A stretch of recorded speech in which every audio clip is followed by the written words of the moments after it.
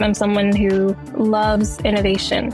I love ensuring that it's innovation that creates impact. And what better way to implement that than the perfect cross-section that is entrepreneurship? That's really where I jumped into it.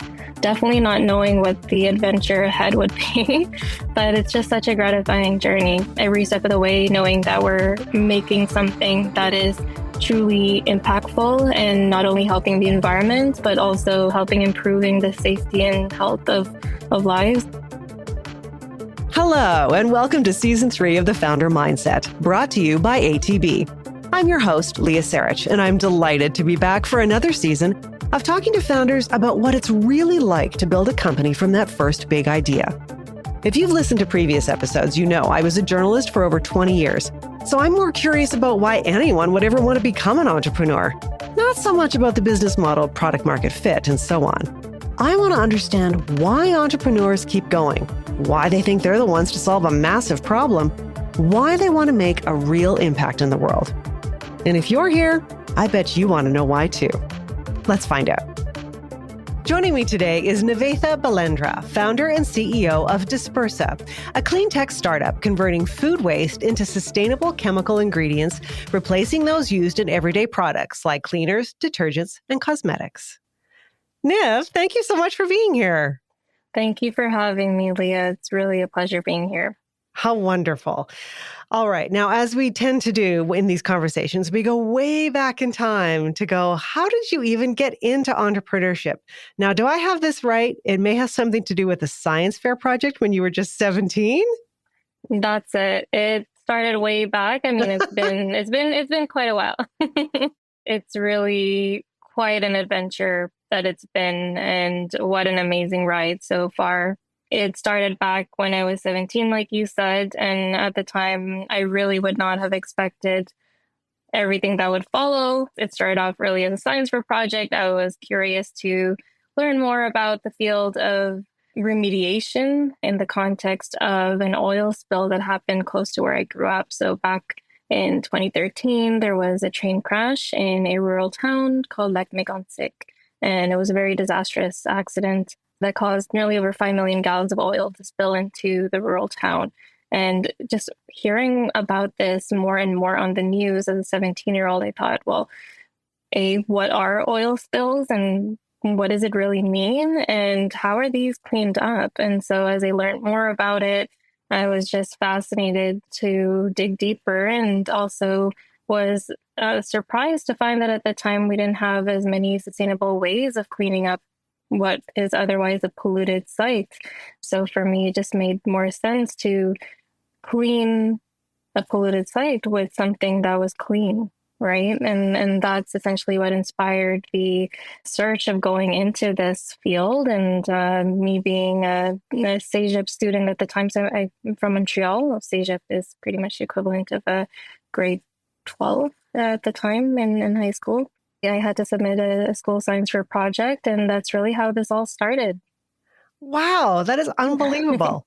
Okay, so help me understand the journey from science fair project then to Dispersa. Yes, absolutely. So it's been quite the journey since, and a lot of development.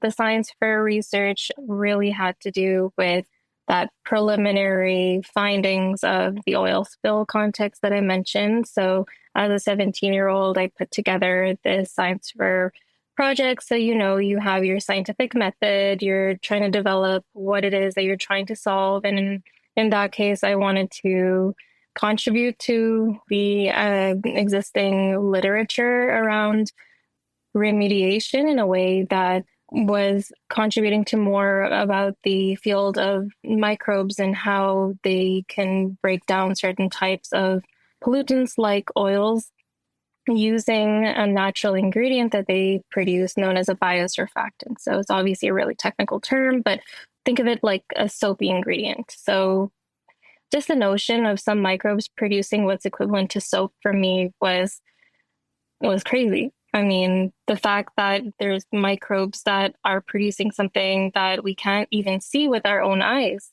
and yet it could hold so much value in having an environmental and societal impact. So that really really drove me to keep digging and keep searching, and developing that research project. So, at the end of that, Science for Project led me to discovering certain microbes that produce those soapy ingredients that can not only be used to treat oil spills, which was the main idea of the research at the time, but I continued it over the years after, just to learn more about how, now that we have a Science for Project, but how could we really deliver it into something that can be impactful for society? But there's a whole journey in between getting something from that preliminary high school, Science for Project to then growing a commercialized business. So there was a few years of time between then and when I actually started the company in 2019. And I would say one particular inflection point for me personally was, on a personal note, having been a cancer survivor and just experiencing that time of going through treatment, and also being exposed to products that are not necessarily the most non-irritant or safe to use, especially for those going through chronic illnesses, really opened my eyes to how, simply by changing the ingredients that we have in our everyday products, how they can make a big impact on our health and our lifestyle.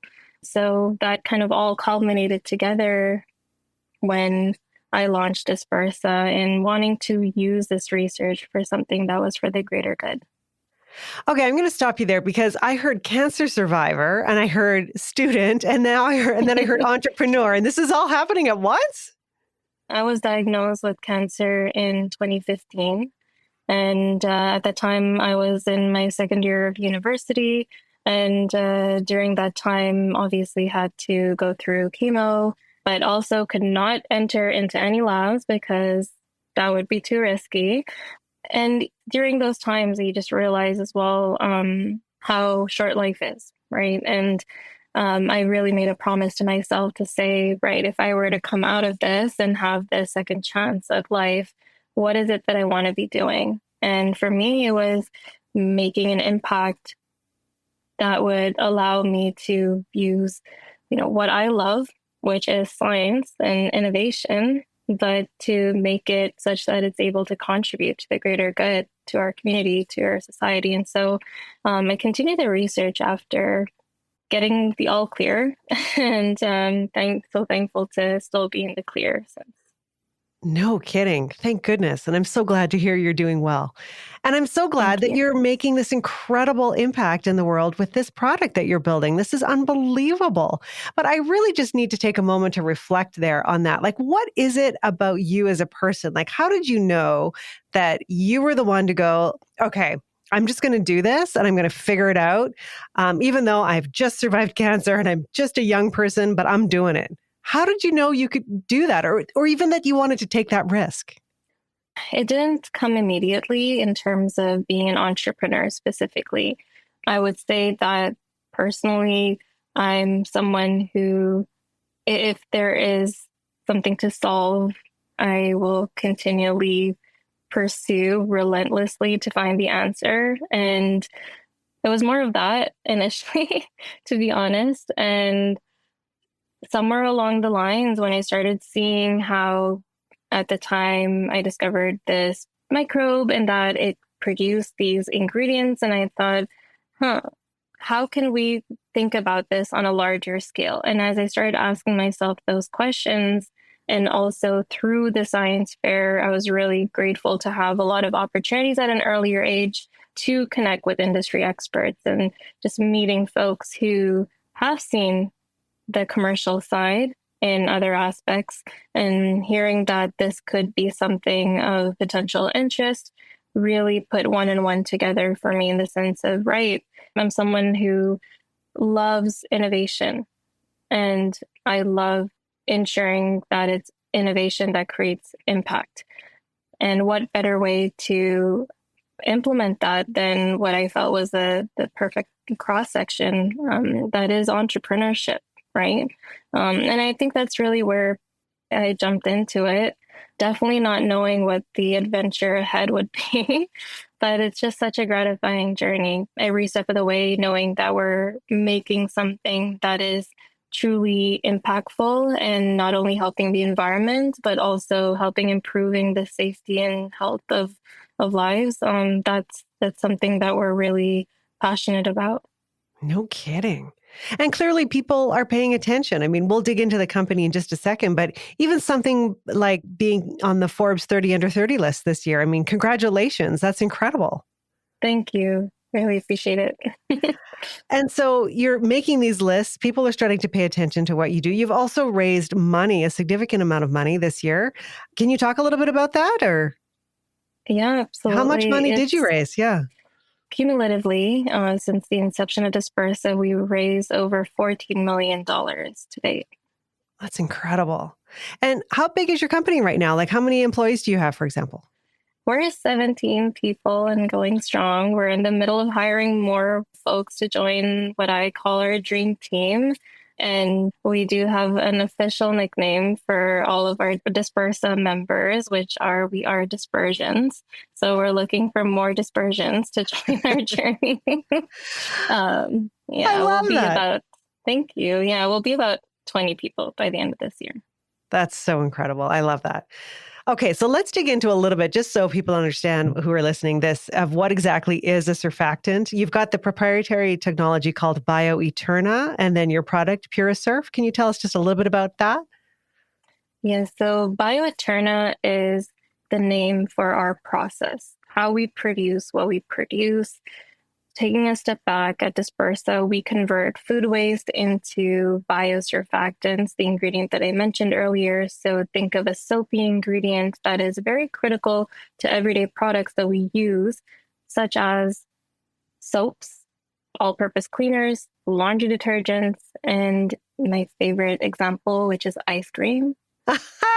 And just imagining how surfactants are literally in every nook of our lives is really fascinating when we just think of the sheer impact that ingredients have that we might not always realize thinking of our products and what we put on our skin, what we put on our surfaces, or even introducing to kids or pets. And all of these products contain surfactants. So at Dispersa, the bioeterna process is really enabling how we produce what we produce. So that's really at the heart of what we do and how we transform food waste, specifically oils and sugars, into this natural ingredient that is free of palm, free of petroleum, completely non-toxic. It's biodegradable, and the best part of it for us is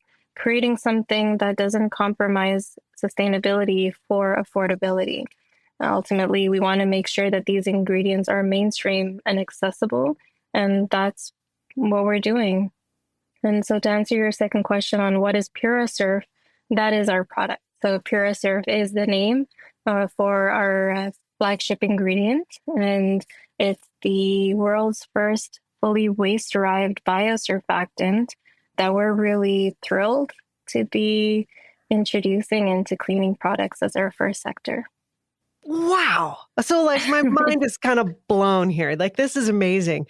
And I'm just sitting here thinking about, I mean, as consumers, we're just starting to learn about some of this stuff. But I would imagine that not only the consumer, but a lot of enterprises are asking for and looking for cleaner alternatives because everybody wants that moving forward.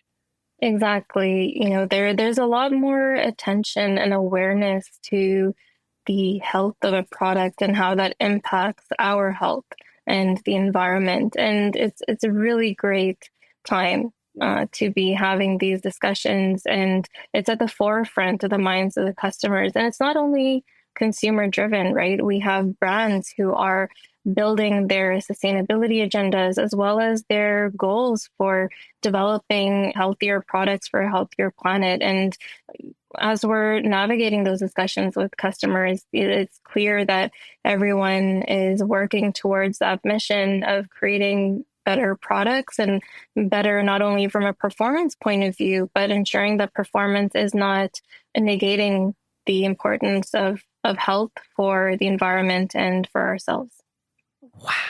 Amazing. I love this. Okay, but as we know, in the building of every company, every founder I talk to, there's always at least one, usually more, a sort of a do or die moment or that pivotal moment in the growth of a company. Does one of those moments come to mind for you, Nif? Definitely. There's been quite a few of those moments throughout every inflection point, if you will, of our journey. It really paints the journey as, not being linear. It's anything but. And every company's journey will look completely different from the other. I would say that for us in particular, one that I remember was around COVID. So, of course, COVID time, everything is shut down. And naturally, as a startup, just like many other startups and small businesses, and for ourselves as well at the time as a pre-revenue startup, we're thinking, right, how are we going to shift this so that we're able to get more traction? And at the time, we were catering our technology more for the oil and gas sector because, again, my research had initially focused on this sector.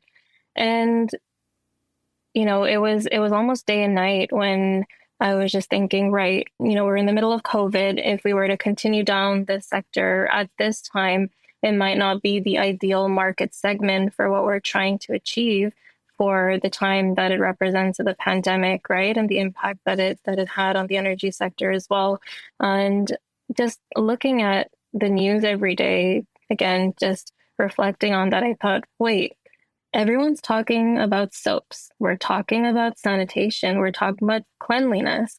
And if there's one thing that's on everyone's minds right now, it's how are we cleaning our surfaces and how are we cleaning our hands? And the other part of it was, well, we're producing surfactants, which are found in all of those products. So overnight, I said, we need to pivot. We need to shift to this other market and focus on that. And so that was a really critical moment for our business because, we pivoted our thesis entirely. We went straight into cleaning products and said, this is it. This is what we're going to pursue. And that meant catering our ingredient and curating it for a totally different target segment. Wow. I mean, how did you even know that you were just like, I'm onto this. I know we got to do this. Okay, everybody, we're doing this. How did you know and have confidence in yourself to do that? It's not something that I thought too much about. I think it was more of a spur of the moment. And really at the time, I just felt we can either continue down this market segment that would be really great and awesome for us. But just looking at the market and where it's at right now, I was thinking, well, what would be the most responsible decision to do right now, even if it's a tough one? We do need to make tough decisions after all to make sure that the business can continue to be relevant. And I think that's really where my headspace was we need to be able to pivot with market trends and stay relevant always. And that was really part of it. And for me, it just felt like a no-brainer where we're producing an ingredient, and whether we produce it for one segment or another, at that time, it was the same ingredient. It just had to do more with how we were doing our applications testing, for example, and building our customer materials in a way that spoke more to the cleaning product sector. So it wasn't an easy decision, but it's definitely one that put us on the right path. The Founder Mindset is brought to you by ATB Financial. In the fast-paced world of tech, your banking needs evolve as quickly as your industry. Whether you're just starting out or aiming to reach new heights, ATB Financial is dedicated to supporting tech companies every step of the way. Partner with ATB Financial for a banking solution that grows with your business. Yeah. So what did you learn moving through that experience? What did you learn about yourself as a founder in terms of making that pivot? it was a difficult decision, and I would say that as a founder, you're not only tasked with making these critical decisions for the business, but you're also shouldering a lot of responsibility for the company, for the people that work in the company. And at the time, as a pre-revenue startup as well, and this was actually even before we raised our very first round, I just thought, well, we need to stay afloat. We need to move things ahead, and that's the masked reality and responsibility really of all founders is making the right decision at the right time. Yeah, no kidding. It is all about timing, isn't it? And the relentlessness that you spoke of is so common in a lot of these conversations. Being an entrepreneur is not a 9 to 5 job. This is an all consuming, sort of work life. How does being an entrepreneur affect your personal life? If you don't mind me asking. Absolutely. I'm just thinking it's so intertwined.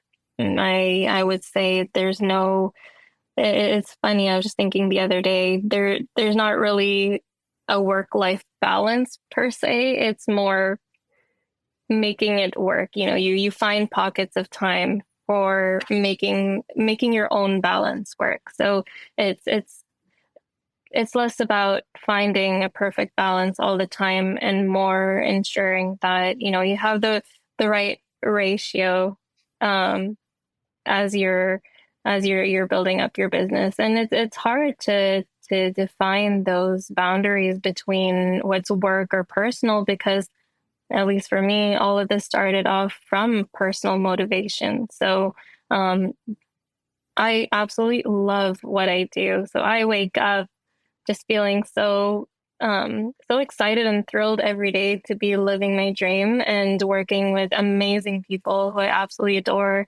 And the flip side of that is making sure that you're paying attention to your health and paying attention to making sure you get enough sleep. You're spending time with your loved ones and family and friends. So definitely, I think that's important to maintain, but it's an ebb and flow.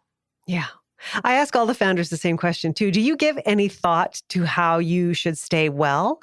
But in your context, I'm actually thinking about this too as a cancer survivor. You might be a little bit more motivated or at least have a bit more awareness of how important it is to stay well as you do this work.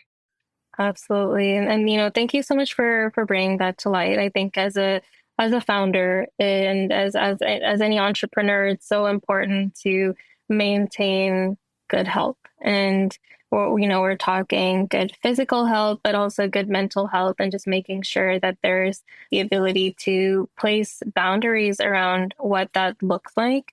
If not, and especially when it comes from a personal motivation where it's just it's just go, go, go all the time because of just how exciting it is. It's easy to lose track of that time.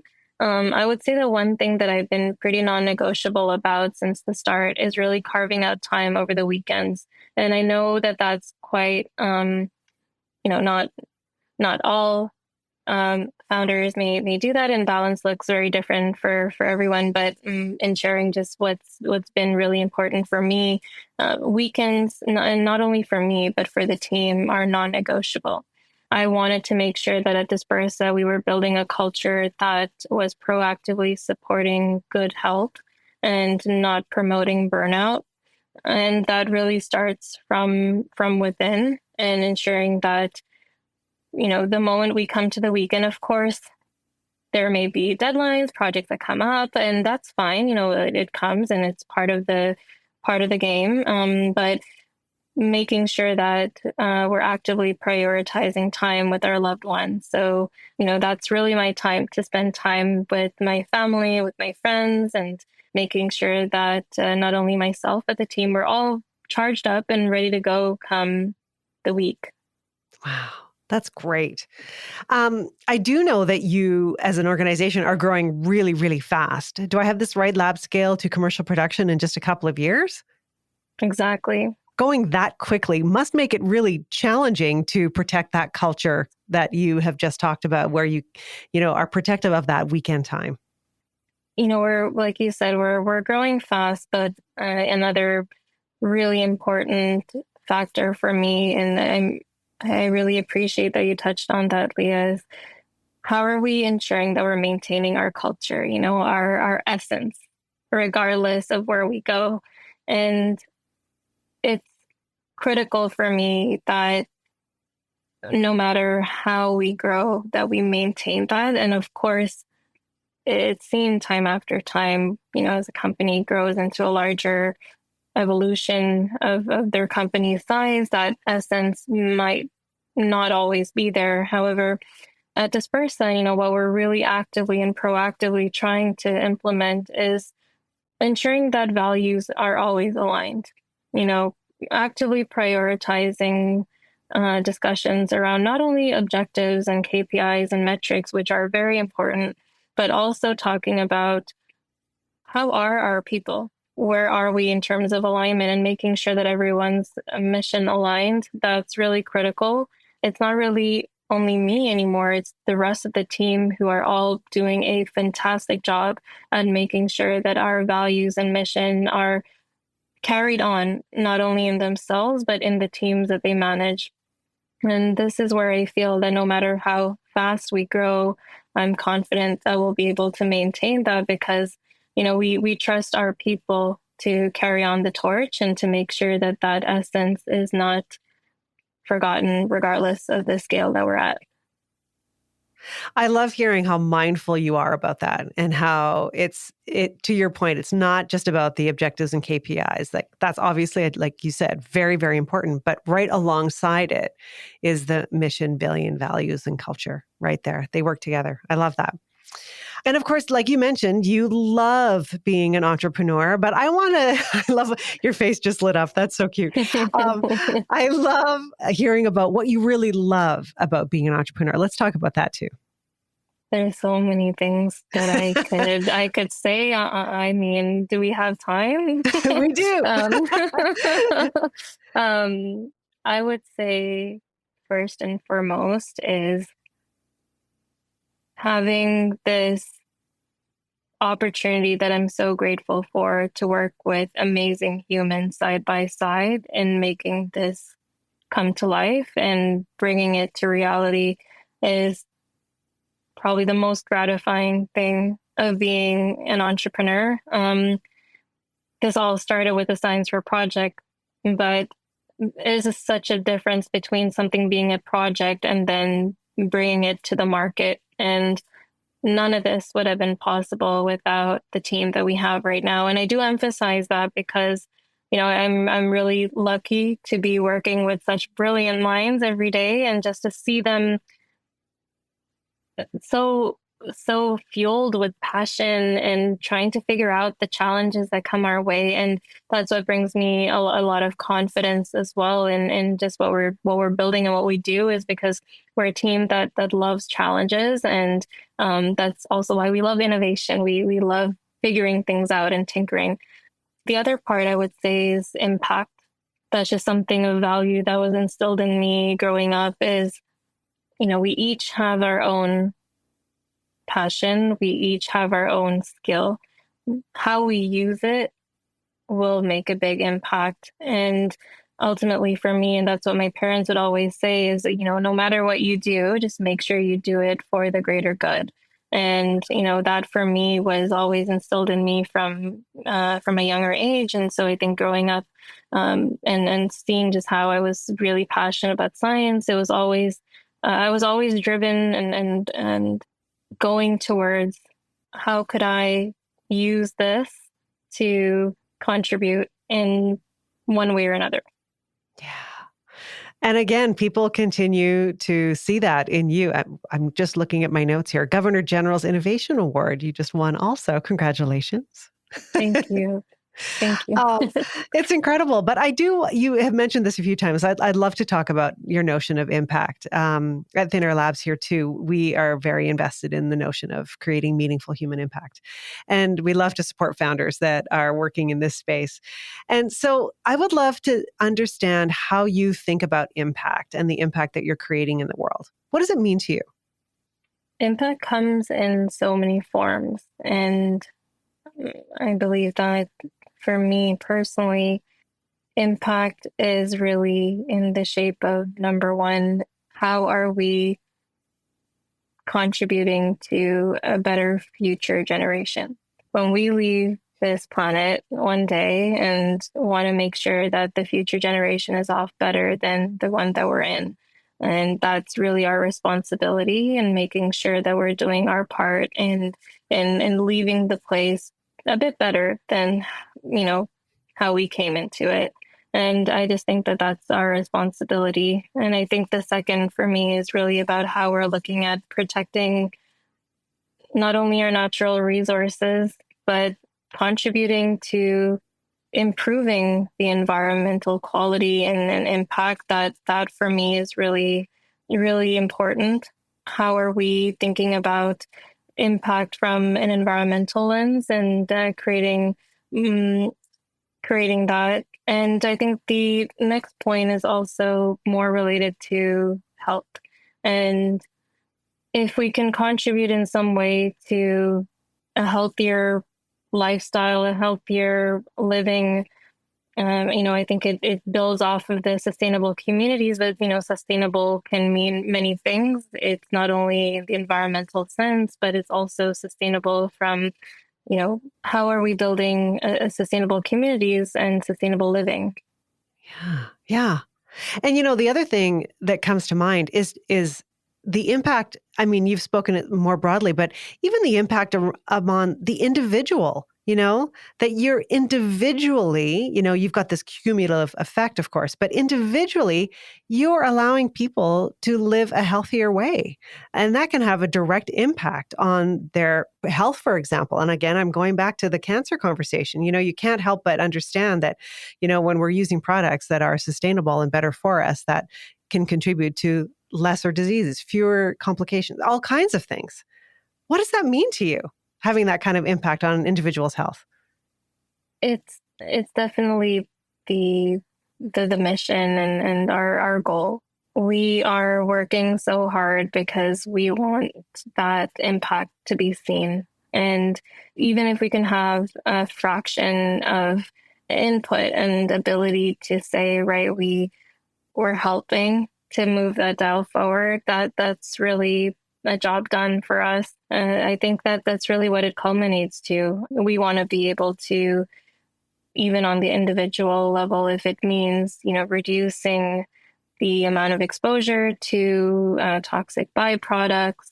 At the end of the day, it's not that chemicals or ingredients are bad. It's more about how can we reflect on how they're being produced, because we still need the same products that we need. We will still need soap. We'll still need cleaners. We'll still need laundry detergents. We still need all of these different products and applications. But if we can swap out those ingredients with ones that are produced in a better way without the environmental impact, but are also not as harmful to us as humans and, of course, other living beings, at least we're able to reduce the exposure that may cause damaging illnesses or hormonal imbalances, respiratory disorders. There's a list really that comes up in studies when we look at harmful exposure to certain toxic byproducts that come out of certain consumer products. And we've heard of it time over time. We've heard of sulfates, we've heard of parabens, we've heard of phthalates. And now there's a more recent discussion around one called 1,4-dioxane. So these are all contained and to a certain degree found in different types of consumer products. Wow. And so you're just going to swap those out for your product and it's going to be better for all of us. Just like That would be that. amazing. That would be amazing. We're getting there. We're getting there. I love that. And in fact, I should mention this. One of the ways you're getting there is actually by building manufacturing capacity right here in Canada, which I absolutely love, contributing back to the innovation ecosystem here in Canada. Can you talk just briefly about that? Yes, a localized supply for localized production is really something that we are we are truly motivated about. And for the moment, when we look at just where Dispersa develops and produces its technology, we have our development center, and so there's our R&D product development that happens in Laval in Quebec. And then we have been doing our scale up in Nova Scotia, and just having that localized presence is something that's really meaningful to us. Being able to say made in Canada and having a local supply, especially during a time like we are right now, resiliency and local supply chain is just really important. And especially the ingredients that are found in products. Part of that is also part of our thesis. And of course, naturally, as we grow, being able to build that in other regions and being able to bring our technology across is also definitely something we look forward to, but not without ever losing our Canadian footprint. I love that. I love it. All right. Well, as we come to the close of this conversation, I ask a couple of questions. You are the founder of Dispersa. You're writing the story for your company. How do you hope that story goes? I hope this adventure continues to build chapter after chapter, that we knock off our technology in being applied to not only the cleaning product sector, but to as many industries as possible. We want to bring our product to many different sectors, maybe one day oil and gas, which is how this has all started, and really be able to see the greater impact. I mean, just by seeing how impactful this can be in cleaning products, which is just one vertical of where surfactants can be, and seeing just how our mission continues to grow at Dispersa, and having so many more dispersions joining us on this journey to creating sustainable impact. I love it. I love it. And of course, as a founder, how do you hope your own personal story goes? I love the evolution of being a founder, and I really hope that continues to be the case. And I'm sure it will be, in the sense of you're always learning, you're always on your feet. And that's what I love about being a founder. The founder that I was when I started the company nearly 6 years ago is completely different from, the Niv that I am today. And I'm sure will continue to be the case over the years. And personally, part of that is also just being surrounded by such brilliant minds from whom I learn from each and every day. And so just as our team continues to grow, I'm sure that I'll continue to learn from them and the folks around us in our community to continue building Dispersa from one chapter to the other. Well, I look forward to it. Niv, thank you so much for this conversation. Thank you. Thank you so much, Leah.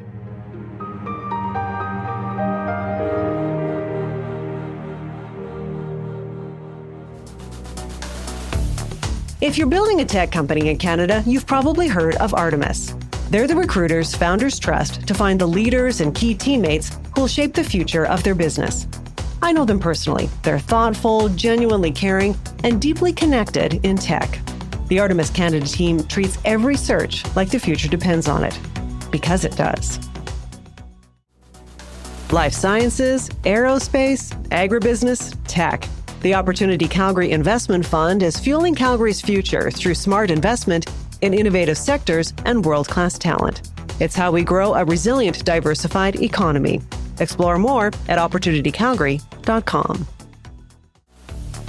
API is helping innovators accelerate from idea to impact. Whether it's pharmaceuticals, medical devices and diagnostics, health technologies, or natural health products, API supports the full journey, from early research to clinical and commercial manufacturing. API bridges the gap between academia and industry right here in Canada.